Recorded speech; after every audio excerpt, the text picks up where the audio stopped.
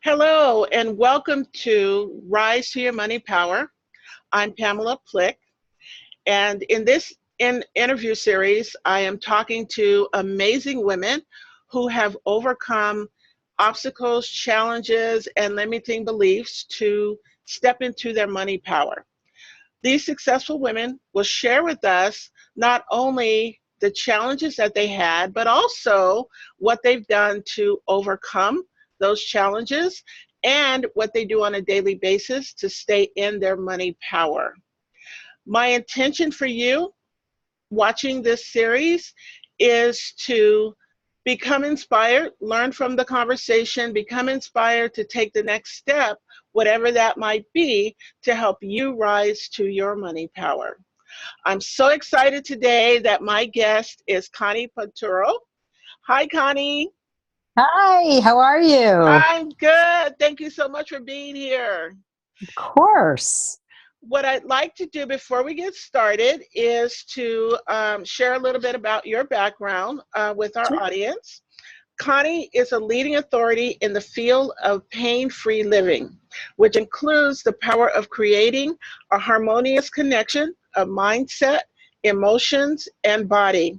Respected for her unique approach to transformational movement that merges Pilates, meditation, and mindset, Connie teaches her clients how to flourish at every stage and age of their life.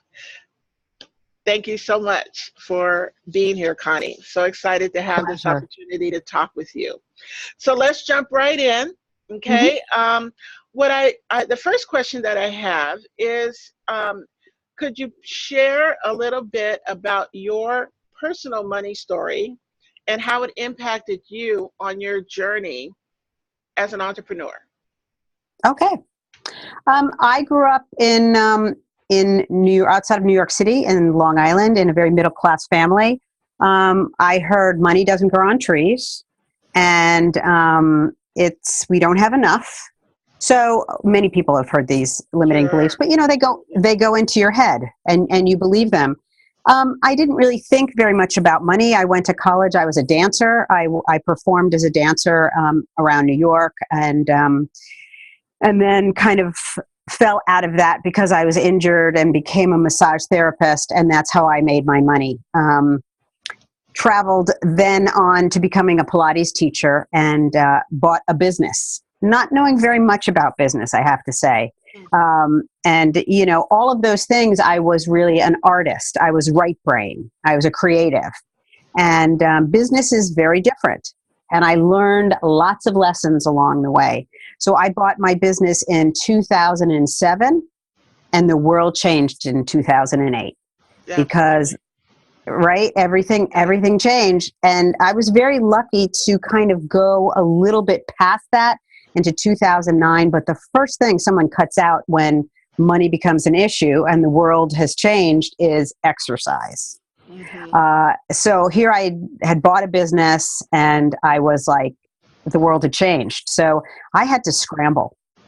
And I did a lot of scrambling and a lot of trying to figure it out. And I didn't have a landlord that was really nice to me, and he raised my rent. And a series of things happened that pushed me against the wall, but really did me a favor. And it meant that I downsized from this large studio to a much smaller studio. And I cut my costs, but I kept my clients. I kept the integrity of what this business was about, and I learned about business. I went from someone who was a creative to someone who really enjoyed business and becoming an entrepreneur. So that was probably my biggest wake up call. Okay, wonderful. Now, as it's interesting, there are, what we call eight money archetypes, which are not hmm personalities, but kind of characteristics or those voices in our head that are Yeah. talking to us about money. And as you know, as a creative artist, they don't want to think about money. It's kind of like, this is my art, hmm this is my craft. I don't want to charge hmm people. I don't want to think about hmm money. So hmm how were you able to overcome that creative artist in you and get to the point where, it's okay that I am Mm-hmm. profitable, that I am making money. Mm-hmm.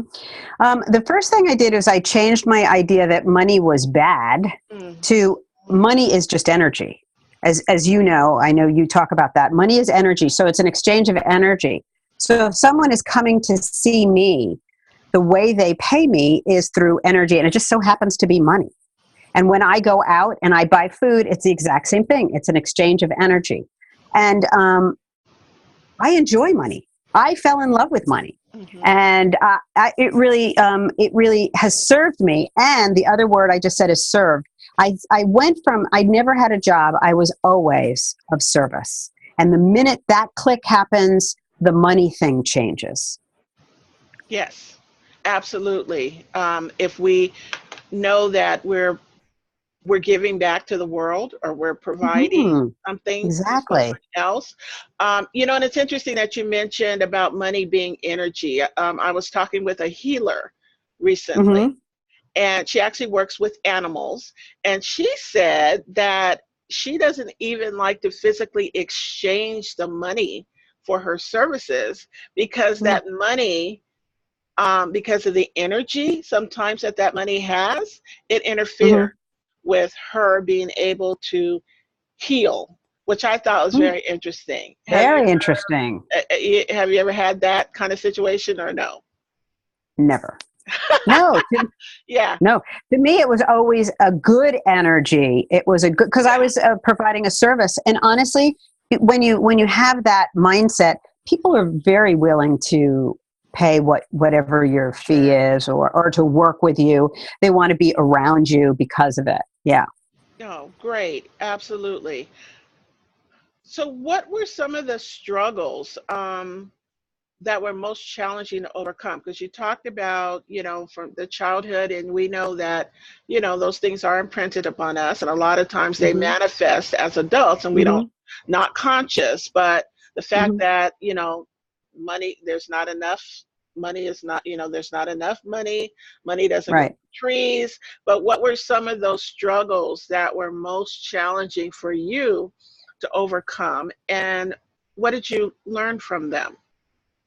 I think that I just keeping money and saving money Mm-hmm. and budgeting. I've never liked that. I have to say, my husband was the first one. I've been like, ugh. But now I understand it. It's a way to honestly have more money. I think I just did a lot of reading. I did a lot of work on myself. I've worked with some great people around money. Mm-hmm. And, this is interesting because it comes into the same thing about I work with people on their bodies. So we talk really poorly about our bodies. We also talk really poorly about money. As you said, money doesn't grow on trees. I don't have enough. But stuff with my kids, words still come out of my mouth, and I'm like, wow, I've got to reel that back Yeah. because I always say your body is listening. Well, everybody's listening when you talk about money. You know, I can't, I don't, I won't. So now you're really focused on the lack instead of, wait a second, what am I Mm-hmm. trying to provide here? What am I trying to create in my life rather than the lack of what I don't have? Absolutely. And it's about having that prosperity mindset, like you said, Yeah. shifting from, lack to prosperity. And so Hmm. what are some of the things that you do to help you stay in your prosperity mindset? And yeah, and I know some of the things, because actually Pilates is one of them, but to help you stay in that positive mindset. I think doing things that make you feel good. Mhm. I believe in having people love their life. And even if you're in a situation where money is tight, I think you always have joy around you. And the more you focus on those aspects about what you have, waking up in the morning, I'm a big believer in journaling. So you take out a journal and you write down 3 to 5 things that bring you joy. First sip of coffee, seeing the sunrise. It's a beautiful day. It's a cold day, but you're inside. You're safe. You have a fantastic bed. So especially when it's difficult to find, I don't have enough of the money, what do you have enough of? my clothes. I have clothes on my back. I have a place to work. I have a job. I have people. I have friends in my life. And so when you start to circle from that perspective of what you do have, you can get into a much higher thought about money instead of, I don't have, because it's a downward spiral. I don't have enough money. I can't buy what I want. I hate where I live. I hate my job. And so now nobody wants to be around you, number one. And you can't create more of that. It's just the little things, honestly, that bring us joy. And it's truly the little things in our life that ultimately, and you can ask the millionaires this, it's not the money. It's never about the money. Absolutely. And I'm a big believer, it's all about gratitude, whatever you Yes. appreciate, appreciates. So, Yeah, absolutely. absolutely.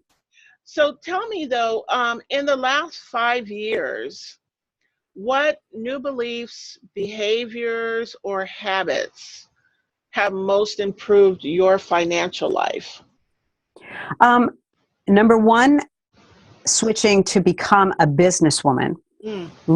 learning my numbers. So in my business, I know my numbers inside out instead Yeah. of being like, I don't know, instead of being that, how can you not know? So that's very important to me. So I really became more pragmatic about what I needed to learn. I have some business coaches that work with me, and I got really good at my business. And the better I get at my business, the better my business gets. The Mm-hmm. better my business gets, the more money I make. Mm-hmm. And that's a great thing because then I can do more. I can help more people. I can have more fun. I can do more in the world. And that to me is real growth. I agree. I love that. Absolutely. Can you share some actionable steps or daily habits that keep you focused and on Yeah. track toward Yeah. choosing money power? Yeah. As I said, I always wake up every morning and I write 3 to 5 of what my joys are. It's very important to me to focus on that. And then, as I said, joy brings you peace and peace brings you gratitude. Mm-hmm. And so I'm very aware. I have goals that I want for the day, goals that I want financially, goals that I want spiritually, goals that I want health-wise. And those are very, and I almost track everything. And then I make sure that I'm available to my clients and I reach out. And I think that community is really important to me.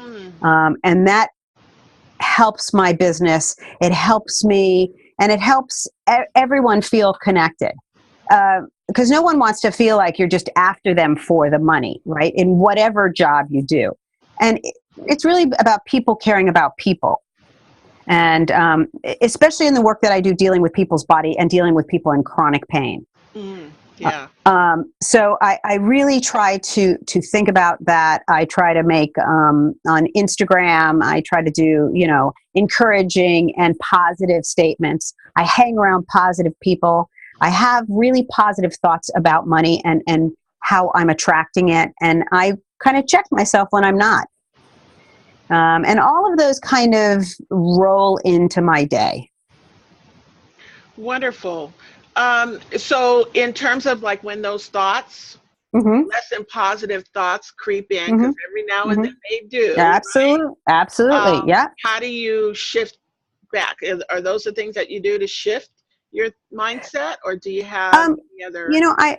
I do also do meditation. I teach meditation, and I feel that meditation always brings us back to our center. Yeah. So that when you're getting really anxious and worried about money, it's usually not about the money itself, because money in and of itself is just paper. So it's like, what is that bringing you? Why are you having these feelings? How can you deal with them a little bit better? How can you relax into it? Or what can you do? How can you get yourself out of this situation? So meditation is huge for me. It always brings me back to center. So that's something that I focus on daily. Oh, absolutely. You know, me too. I'm a big Yeah. proponent of Yeah. meditation. First thing I Yeah. do in the morning is meditate. Me And I too. also try to do it at night too, because that Hmm. clears out Yep. everything that went on during the day. And another thing that you said that I just love, you talked about community. You know, and Hmm. a lot Yes. of us, a lot of women entrepreneurs. You know, I remember a friend that she's a physician, and she said to me when I started my business, she said, you know, being a business owner can be lonely sometimes. Yes. So, you know, it's really important to have a community, you know, Absolutely. and I just love that, you know. Hmm. You know, Absolutely. there's a quote that says, if you want to go fast, go alone, right? Right. But if you want to go Right. far, you Hmm. know, you have to have other people, you know, Have to. you. Have to. So that's just beautiful. I love that. Yeah. Yeah. Um, so can you please share, Connie, share one piece of advice? You shared a lot of wonderful nuggets, but you know, I want you to pick one thing, one top thing, Hmm. um, that you feel will help the audience in taking that leap of faith, like you did, to live the life that they desire. I always go back to this, and it's really hard because, you know, I have two young, not young, I mean, but they're in their 20s, adults. And I think that you have to go with what you love to do. Go with, but not above all else. I mean, you have to make a living too, obviously. If you want to be a writer and you're not making money, then you have to go get a job. If it's a Target, it doesn't matter, to tide you over. But I do think that you have to be passionate about what you do. I know for me, it has carried me through thick and thin, through whatever I've been through, what I do, the way I teach, the way I help people learn to love their bodies and learn to love their life again and to get out of pain is very, very important to me. And when I work, it's not, I don't care how long I work because I love what I do. And so the two things I would say, passion and the willingness to serve in whatever way, because we all serve, are really interesting thoughts and nuggets to kind of live by. And, you know, sometimes people don't know what they love to do. And I don't care if you make the best cupcakes. That's a passion. It doesn't have to, the world doesn't have to change. The world changes from everybody just kind of being that bright light that they are. Right. Yeah. Right. And sharing that light with the And world. sharing it with the Yeah. world. Yeah. Yeah. And you know what? Actually, the passion for making cupcakes and turn into a Yes. business as well. Melissa's Cupcakes. Yes. People have made lots of money. Yeah. Yep. Yeah. Yeah. I met Yeah. a woman entrepreneur. She used to just make, she made cakes for friends over the years. Yeah. Somebody said, you know, you really need to do this as a business. And she started a business, you know, cake making. There you yeah. That's awesome. Exactly. Whatever Exactly. it is, right? Whatever Whatever your it is. gift is to Yep. share to the world, Yeah. or share with the world, um, is that's wonderful. Yeah.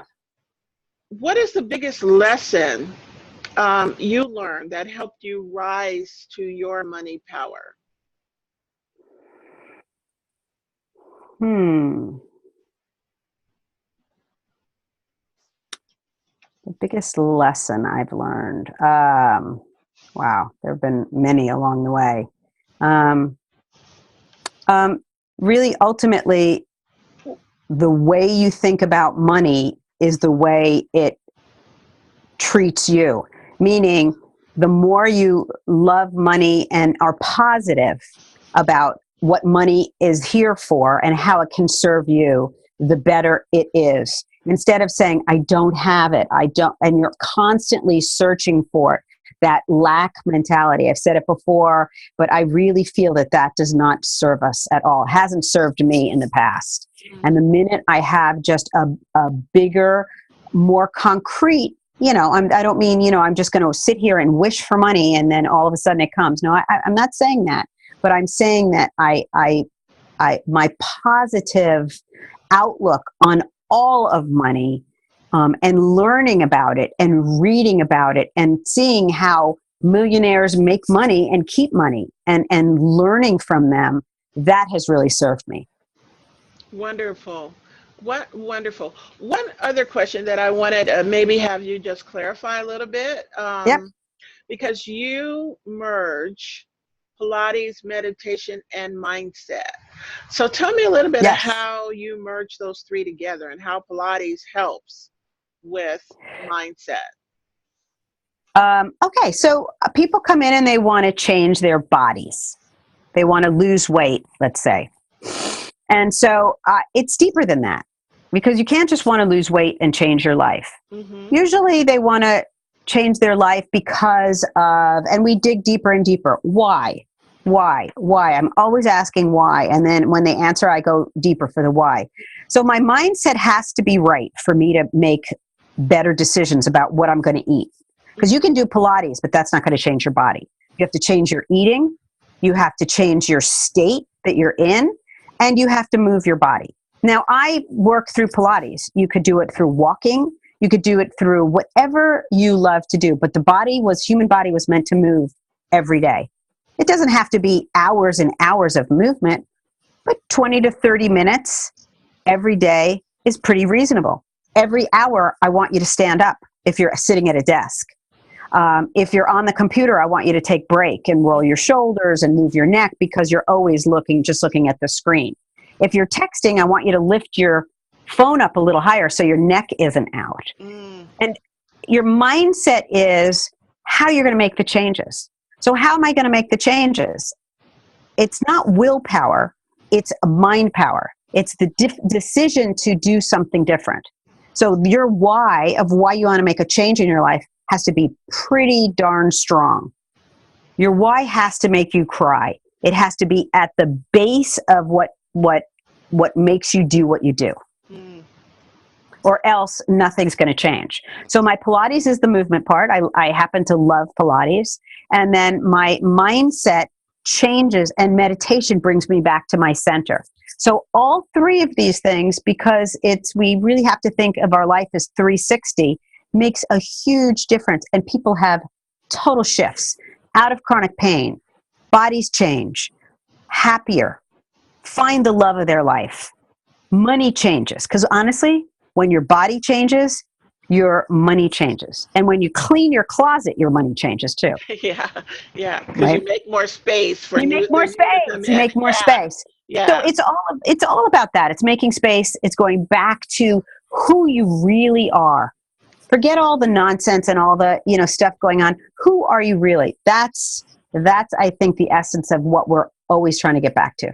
Sure, absolutely.